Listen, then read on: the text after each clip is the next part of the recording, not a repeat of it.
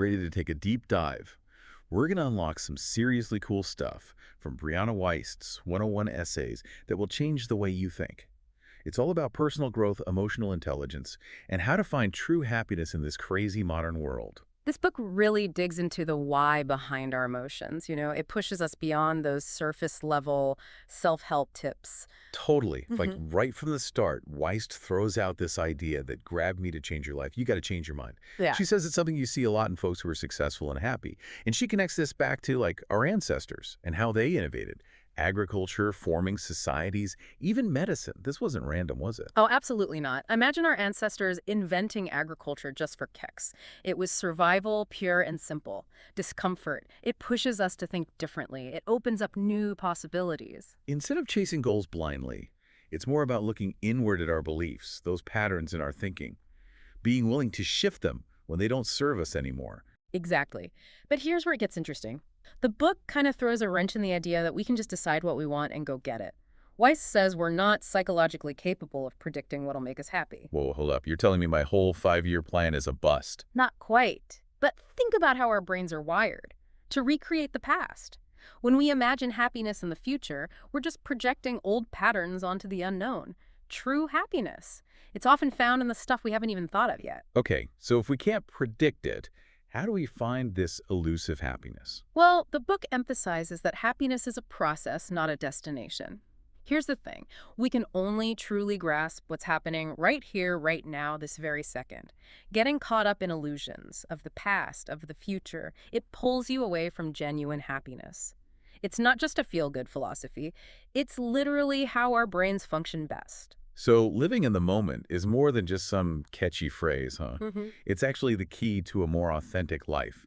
Now, get this. She dives into this concept called the illusion of I. Basically, she's saying our bodies aren't truly who we are. Think about this for a second. Your heart, it's sitting right there on a table. Do you look at it and think, that's me? No, right? It's your heart. It's separate. This helps us understand that we're more than our physical parts. And she takes it even further, saying that attaching meaning to things like our values, our likes, even our own sense of self, it creates limits.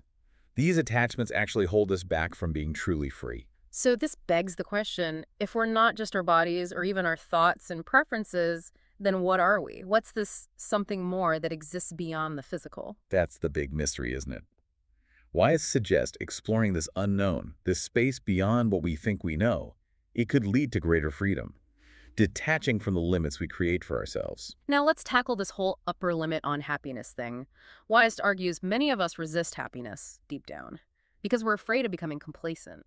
We equate happiness with settling, with giving up on achieving more. Wow, I totally relate to that. It's like we're programmed to keep striving, right? Yeah, Always chasing that next big thing, but never allowing ourselves to be truly happy with where we are. exactly.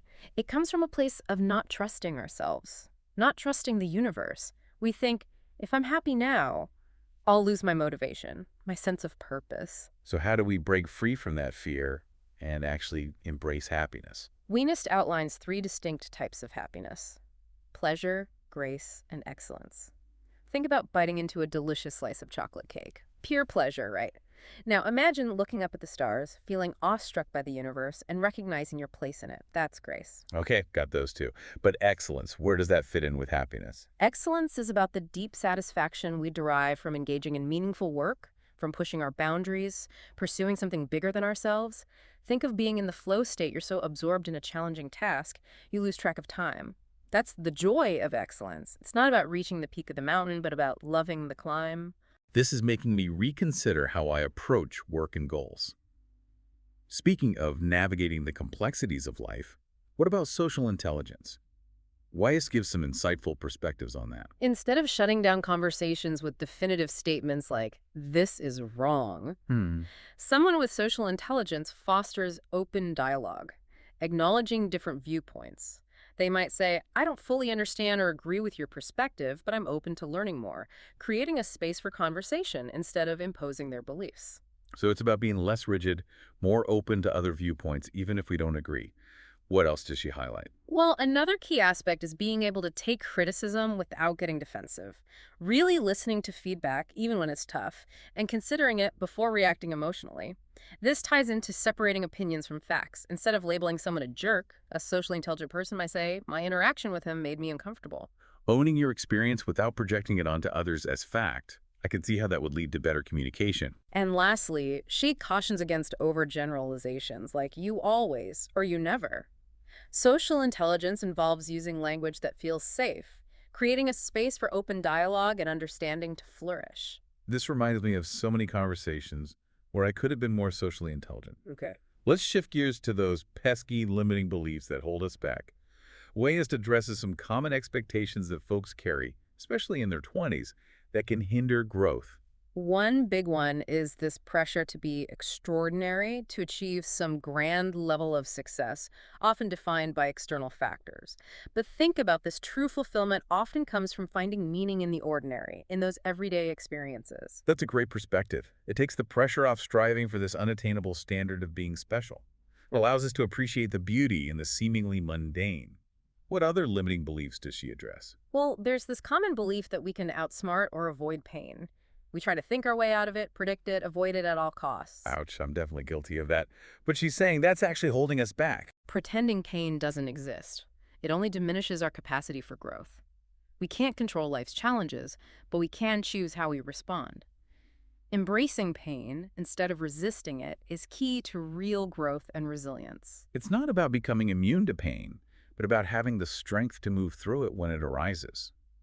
What other misconceptions does she discuss? She also tackles this belief that love is something we get from others. I'm really curious to hear her perspective on this. Love is so complex and often misunderstood. She kind of flips the script, asserting that love isn't external, it's something that already exists within us. Think about it, we only allow ourselves to feel love when we believe others love us, but that feeling, that capacity for love, it comes from within. That's deep. It suggests we have more control over our experience of love than we realize. Okay, this next one might seem counterintuitive, especially in our always-on, always-hustling culture. The power of doing nothing. Wiest really makes a case for incorporating stillness into our lives, something we often see as unproductive or lazy. It's about pushing back against that pressure to constantly be productive, recognizing that our brains actually recharge and process during rest. So it's not about being lazy. It's about giving our minds the space to consolidate memories, regulate emotions, make those connections that spark new ideas and creativity. Think of your brain like a muscle. It needs recovery to function at its best. An athlete needs rest days to rebuild and get stronger. Our minds, they need downtime too, to process and integrate experiences. Doing nothing is actually giving our minds a chance to do crucial work behind the scenes. This is making me reconsider my whole approach to scheduling and self-care. Okay, now on to something many folks struggle with: social sensitivity or even social anxiety. Wiest offers some comforting insights for those who feel unsure in social situations. Imagine you're at a party feeling awkward, unsure of yourself. Weiss assures us that feeling uncertain in social situations, completely normal. It's a natural human response. And she even says worrying about whether your social anxiety is abnormal is also normal. It shows you're self-aware. It's recognizing that these feelings are more common than we realize, and they don't have to define us. That's really reassuring to hear. Now, for this powerful concept, reframing mental breakdowns as breakthroughs, Wiest suggests breakdowns are often a sign of positive change, a necessary process of breaking free from an old normal to get to something better. Think of a caterpillar transforming into a butterfly. The process isn't always pretty or comfortable, is it? But it's necessary. Similarly, intense inner turmoil might not be a sign that something's wrong. It could mean something within us is shifting. So instead of feeling emotional upheaval, we can view it as a chance for profound growth. What are some signs of breakdown as becoming a breakthrough? Lunas outlines a few. Questioning everything you once believed. Recognizing the difference between happy thoughts and happy feelings. Identifying recurring patterns in your behavior. Becoming more aware of our thoughts, challenging our beliefs, and making choices to not be controlled by our minds. This gives me a whole new perspective on those times I felt lost or overwhelmed. That's what's so great about Wiest's work. It invites us to reframe experiences, to see challenges as chances for growth. Now, let's look at how she applies Zen principles to modern life. I'm always fascinated by how ancient wisdom can be applied to today's challenges. Which Zen principles does she highlight? One is living in the present moment, which we've already touched on. It's about being aware of our immediate experience, savoring each moment without getting lost in the past or future. So shifting focus from what was or what might be to what is right now, what other Zen principles does she emphasize? Another is acceptance. Accepting what is without resisting it, recognizing we can't control every aspect of life and that fighting reality only creates suffering. This ties into letting go of attachments to possessions to outcomes. Releasing our need to control and finding freedom in what is. I can see how that would lead to peace. And lastly, finding peace through objectively observing our own minds. It's about separating ourselves from our thoughts, recognizing that we're not our thoughts and feelings, we are the observer. By cultivating this awareness, we just suggest we can detach from the mental chatter, access a deeper peace and clarity. This is all so insightful. I can't wait to see what she shares in the next section. Stick with us for part 2, where we'll keep exploring Brianna Wiest's amazing book. Welcome back. We're continuing our exploration of 101 Essays That Will Change the Way You Think by Brianna Wiest. We've been digging deep into personal growth, the quest for happiness, and I think we're about to go even deeper. Definitely excited for more of these transformative ideas. We've already talked about how changing our minds can change our lives, the importance of living in the moment, and even question the idea of the I. What I'm curious about is, how do we apply these concepts practically? Weiss gives some really helpful guidance on integrating these ideas into our everyday lives. She talks a lot about recognizing and letting go of expectations that don't serve us, especially those that a lot of us carry in our 20s. Well, as someone navigating my 20s, I'm all ears. Which expectations specifically? One common one is this pressure to be extraordinary, to achieve this grand level of success that society dictates. Wisenk encourages us to shift our focus away from that external validation and find meaning in the ordinary, those everyday moments that truly make up a rich life. That really resonates with me. It takes the pressure off, doesn't it? Yeah. Trying to achieve some arbitrary level of special. It allows us to appreciate the beauty in the simple things. Exactly. She also challenges this idea that we can avoid or outsmart pain. This often leads to unhealthy coping mechanisms that stunt our growth. Well, I know I've tried to avoid pain before, but she's saying that's actually counterproductive. Well, think about it. Pain is a part of life, isn't it? We can't control or predict life's challenges, but we can control how we respond to them.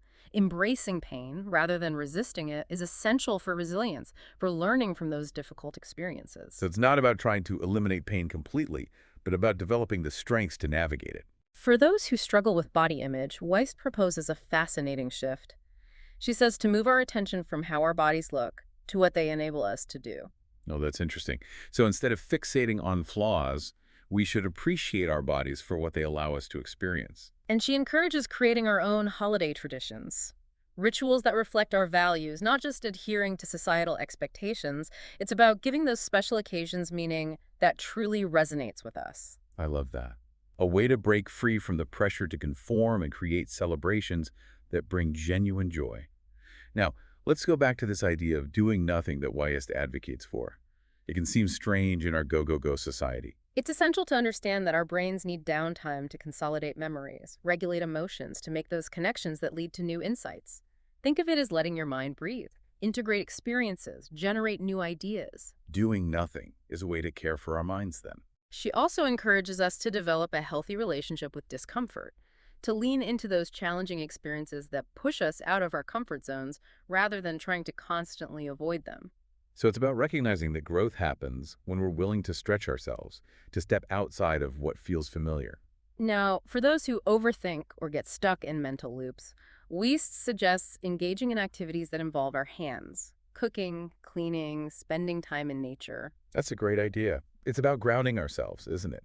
Shifting our focus away from our thoughts and into our senses, the present moment. She also encourages us to move beyond black and white thinking, to embrace complexity and nuance. To acknowledge that there are different ways of looking at things, I imagine that leads to a lot more understanding and empathy. For those struggling with anxiety or worry, she suggests a shift in objective. Instead of aiming to eliminate those negative thoughts and feelings, which is unrealistic, try to aim for a healthier relationship with them. It makes sense, recognizing that those thoughts and feelings are normal, but that we don't have to be controlled by them. She also suggests identifying our comfort zones and intentionally stepping back into them sometimes. Personal growth is gradual. It needs those periods of rest and integration. Not about constantly pushing ourselves, but about finding that sustainable rhythm of challenge and consolidation. Now, this next one might be tough to hear. Weiss says we need to stop pretending we know what other people are thinking. Uh-oh, something I definitely need to work on. I often catch myself analyzing others, trying to figure out their motives. It's something we all do, but it often leads to misunderstandings, unnecessary anxiety, a distorted view of reality. Weiss suggests we let go of that need to control or predict others' thoughts. Focus on our own actions. It's a good reminder that we can't control what other people think, and trying to only creates more stress. And she extends this idea to the future. We need to stop pretending we know what's going to happen. That resonates a lot with me. It's about accepting the unknown, letting go of that need to control every outcome. Wiest emphasizes that our sense of self is a mental construct. It's crucial for personal growth and healthy relationships. That's powerful. Could you explain what she means by that? Our beliefs about ourselves shape our experiences, our interactions with the world. If we believe we can handle pain or loss, we're more likely to be resilient when faced with those challenges. So it's about cultivating a deep belief in ourselves, Hmm. our ability to handle whatever life throws at us. She suggests we redefine our sense of self based on qualities that aren't superficial. Things like resilience, compassion, a thirst for new experiences. It's about moving beyond defining ourselves by things like appearance or achievements, embracing a more authentic sense of self that's rooted in our values. Now, for those who struggle with anxiety or intrusive thoughts, Wiest offers some comfort. She reminds us that irrational thoughts, like any other emotion, are just a part of life. So it's not a sign that we're broken. Everyone has them. Exactly, it's normal. Even the most well-adjusted people have strange, irrational, even disturbing thoughts sometimes. It's not about eliminating them, but learning to detach, to observe them without judgment, to not let them control us. That's a helpful way to reframe it. Now, here's something interesting. She actually draws a connection between worry and creativity. When you think about it, it kind of makes sense. Our minds naturally go into problem-solving mode when we perceive a threat. Wiest suggests we view those fears as catalysts for growth, recognizing that anxieties can spark innovative solutions, lead to breakthroughs. So instead of fearing those anxieties, we can see them as opportunities. Let's talk about the importance of mentally checking out. It might seem counterintuitive in our fast-paced world, but Wiest argues that allowing ourselves to disengage from the constant mental chatter and external demands can actually boost creativity and productivity. It's recognizing that our minds need time to process, to connect the dots, to generate new ideas. Stepping away from constant stimulation creates space for inspiration. She also encourages us to find meaning in the work we're doing now, rather than longing for some idealized career that might not even fit our current situation. It's about bringing purpose to our present work, regardless of external recognition. Finding fulfillment in the journey itself, not just the destination. Appreciating the work we're doing right now, even if it isn't our dream job. She highlights the power of a spend cleanse, a period of time where we intentionally reduce our spending and rely on what we already have. This is a great idea. It promotes financial responsibility, but also helps us appreciate the abundance we already have. It's about shifting the focus from acquiring more to appreciating what we possess, recognizing that true contentment comes from within, not from external things. Such an important reminder in our materialistic world.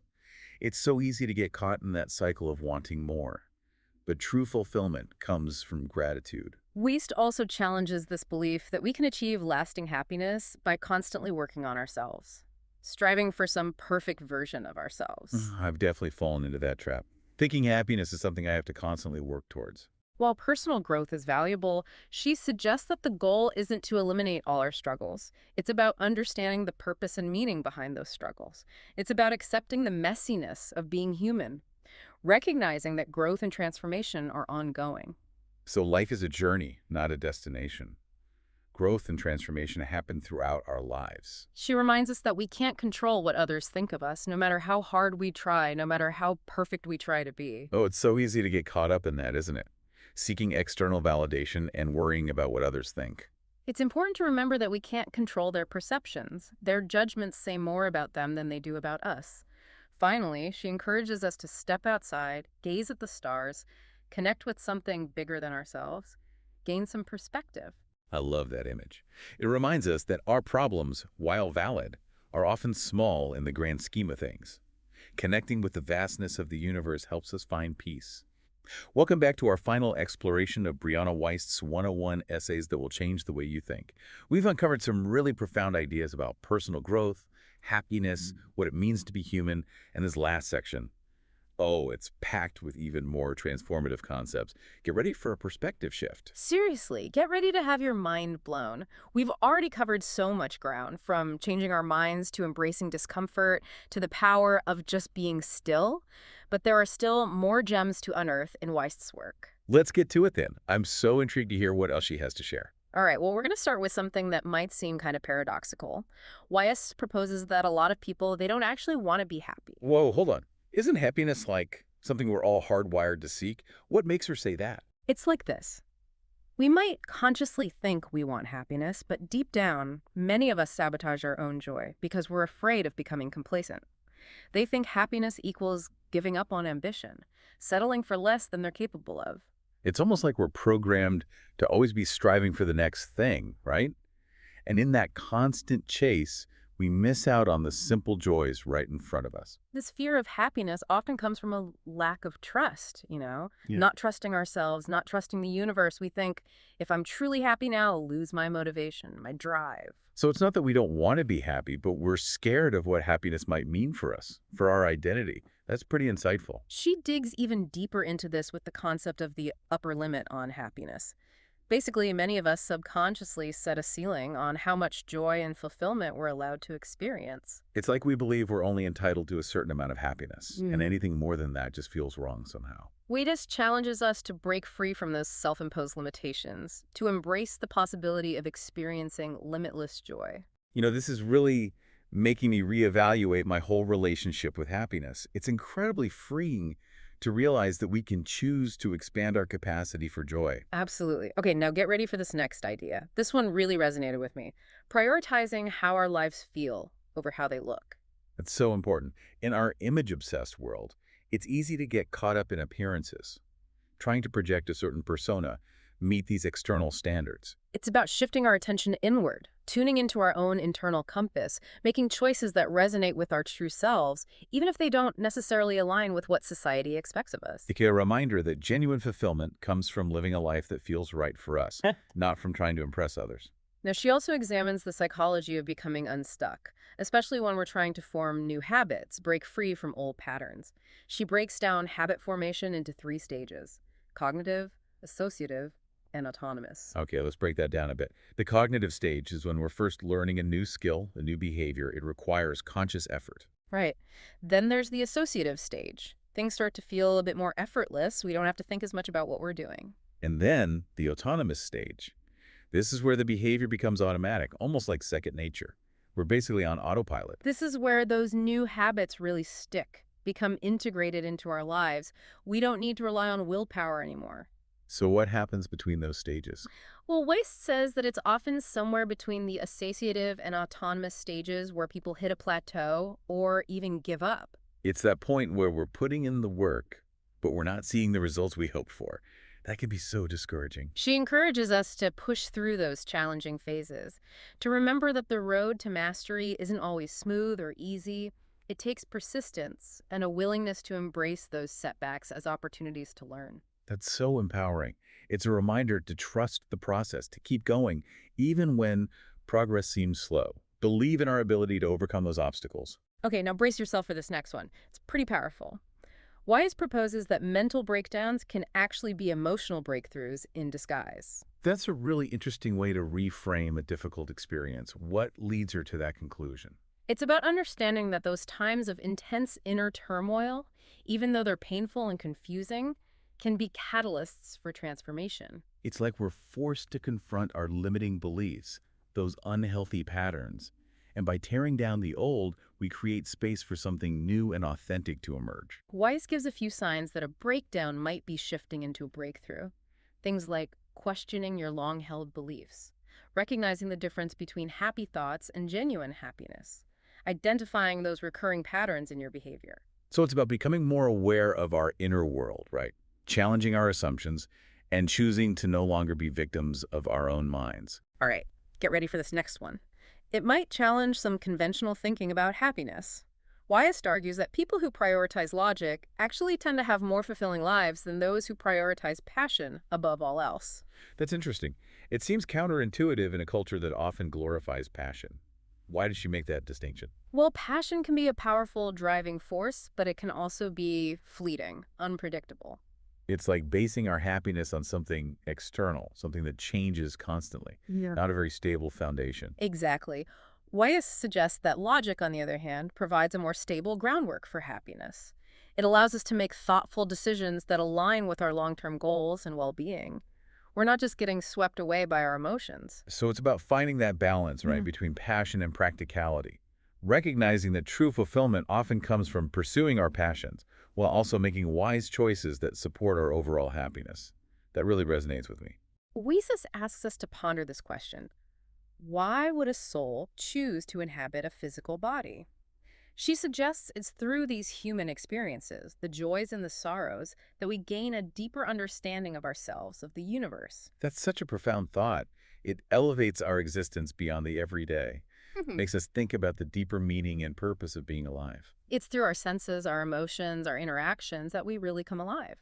Those moments of joy, of pain, of love, of loss, that's where we cultivate compassion, empathy, wisdom. It's like our souls are on a journey of discovery, and our bodies are the vehicles that allow us to experience it all. Now, in a world that often emphasizes being extroverted, being socially engaged all the time, Wiesist offers a fresh perspective on the value of solitude. She argues that loneliness is a concept, a belief that we're disconnected. True connection, she says, starts with our relationship with ourselves. That's so liberating. It challenges the idea that we need constant social interaction to feel fulfilled. It's realizing that we can experience deep connection and fulfillment even in moments of solitude, and that those times of introspection are crucial for growth. She also challenges this idea that we must constantly be doing, always be productive. She argues that what we perceive as doing nothing is actually essential for our well-being. Those times of rest and quiet, that's when our brains process, make connections, recharge. Rest isn't a luxury, it's a necessity. And incorporating it into our lives can make us more creative, more productive, happier overall. In a culture so focused on image, Wiest dedicates a whole section of her book to 101 things that are more important than what your body looks like. She wants us to shift our focus away from appearances and embrace a more holistic, more compassionate view of ourselves and others. That's such an important message, especially today. It reminds us that true beauty lies in our character, our kindness, our capacity for love. Wiest ends her book with this simple yet profound statement. Now is all you have. It's a call to embrace the present moment, to let go of regrets and anxieties, and to fully experience the richness of right now. What a beautiful way to wrap up this exploration. It's a reminder to savor the simple joys, to appreciate the people we love, to pursue our passions, and to live each day with gratitude and wonder. So, as we conclude our deep dive into Brianna Wiest's 101 essays that will change the way you think, let's leave you with a few key takeaways to ponder. Okay, hit me with those final nuggets of wisdom. Here are 10 things we hope you'll remember from this journey. Change your mind to change your life. Happiness is a process. You are more than your body or your thoughts. Don't be afraid to experience true joy. Focus on how your life feels. Embrace discomfort as a catalyst for growth. Let go of the need to control others. Build your identity on resilience and compassion. Find true connection within yourself, and remember that now is all you have. That was such an incredible journey. Brianna Wiest's 101 Essays truly offers wisdom that can transform us if we're willing to embrace her challenges. It's not about being perfect or achieving some ultimate state of happiness. It's about understanding ourselves, our connection with the world around us, and the potential that lies within each of us.